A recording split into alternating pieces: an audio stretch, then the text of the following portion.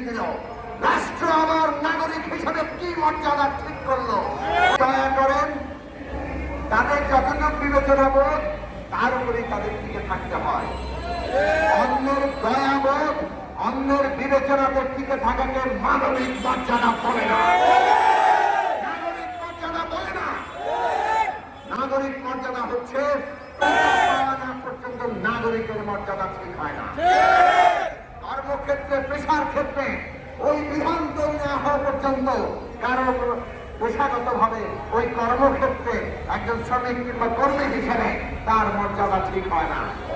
কাজেই রাষ্ট্রকে নীতিমালা করতে হবে। আমরা মনে করি আজকে আপনারা যারা ঐক্যবদ্ধ হয়েছেন, আপনারা এখনো কেবলমাত্র ঢাকার প্রাইভেট কার চালকদের মধ্যে একটা অংশ মাত্র।